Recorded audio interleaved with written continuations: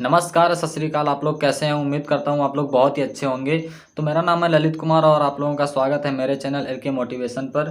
तो आज हम बात करने वाले हैं उत्तर प्रदेश पुलिस कांस्टेबल भर्ती के सिलेबस के बारे में। तो देखो, भर्ती को लेकर आप लोग परेशान ना हो। भर्ती बहुत जल्द आएगी और भर्ती मायने नहीं रखती है भर्ती कब आएगी, भर्ती कब नहीं आएगी। भर्ती आकर के चली जाएगी। मायने ये रखता है कि आप उसमें सिलेक्शन ले पा रहे हैं कि नहीं ले पा रहे हैं, आपकी तैयारी कितनी है, आप किस लायक हैं, आप भर्ती में सिलेक्शन ले पाएंगे कि नहीं ले पाएंगे, मायने ये रखता है।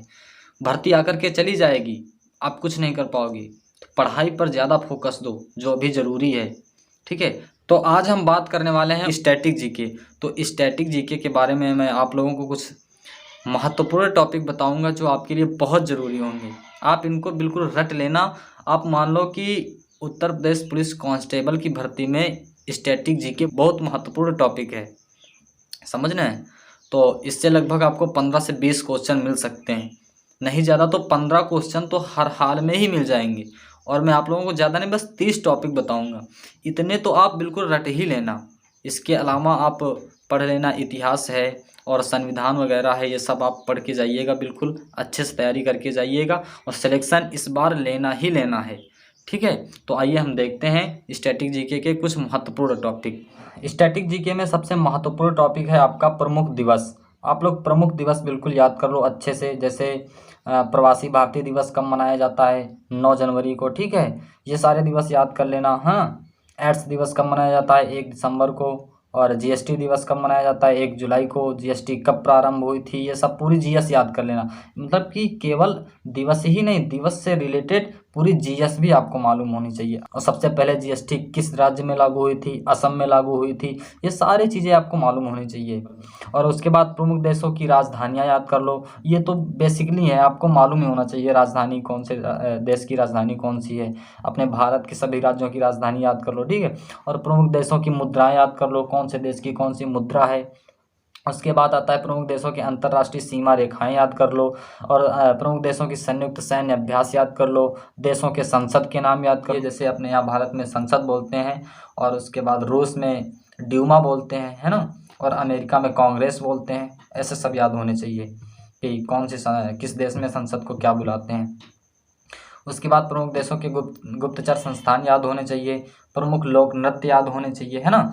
प्रमुख जैसे लोक नृत्य चरकुला नृत्य है, कहाँ का है? उत्तर प्रदेश का है। ऐसे सब याद कर लो। प्रमुख व्यक्तियों के गुरु याद कर लो। सिकंदर के गुरु का क्या नाम था? अरस्तु, है ना। ऐसे सब याद कर लो। उसके बाद प्रमुख वचन एवं नारे, ये सब याद कर लो। प्रमुख वचन एवं नारे, जैसे नारा है करो या मरो, किसने दिया था? महात्मा गांधी। उसके बाद है प्रमुख सैनिक शिक्षण संस्थान, ये भी याद होने चाहिए। प्रमुख राग, प्रमुख कुंभ स्थल, मतलब कुंभ मेला कहाँ कहाँ लगता है ना, इलाहाबाद में लगता है। ये सब याद होने चाहिए। उसके बाद भारत के प्रमुख खेल मैदान याद होने चाहिए। भारत के प्रमुख मंदिर याद होने चाहिए। चलो एक क्वेश्चन, अच्छा मंदिर से रिलेटेड एक क्वेश्चन है, भरहुति का मंदिर कहाँ पर स्थित है? ठीक है, और किसने बनवाया? चलो इतना ही बता दो कि कहाँ पर स्थित है, इतना कमेंट में बताना। ठीक है। भारत के प्रमुख बंदरगाह याद होने चाहिए। भारत के प्रमुख अंतर्राष्ट्रीय हवाई अड्डे मालूम होने चाहिए। भारत के प्रमुख झील, बांध, पर्वत, नदी, ये सब आपको याद होने चाहिए। और भारत की प्रमुख जनजाति। और एक क्वेश्चन और बताना कि भारत की सबसे बड़ी जनजाति कौन सी है? ठीक है, आप लोग कमेंट में आंसर बताना। वाद्य यंत्र से संबंधित व्यक्ति, ये सब याद होने चाहिए ना, कि सितार कौन बजाता है ना। ऐसे सब याद होने। नेशनल पार्क अभ्यारण्य याद होने चाहिए। जैसे राजा जी नेशनल पार्क कहाँ पर है? उत्तराखंड में है ना। तो ऐसे सब याद होने चाहिए आपको। और उसके बाद सिमली पार्क नेशनल पार्क कहाँ है? ये उड़ीसा में है। रणथंभौर, ये सब राजस्थान में। और उसके बाद क्या आता है? भारत की प्रमुख जनजाति हो गई, वाद्य यंत्र हो गया, नेशनल पार्क। हाँ, जलप्रपात याद कर लेना। और उसके बाद समाचार पत्र याद कर लेना। अंतर्राष्ट्रीय संगठन के मुख्यालय, जैसे विश्व व्यापार संगठन का मुख्यालय कहाँ है? जिनेवा है।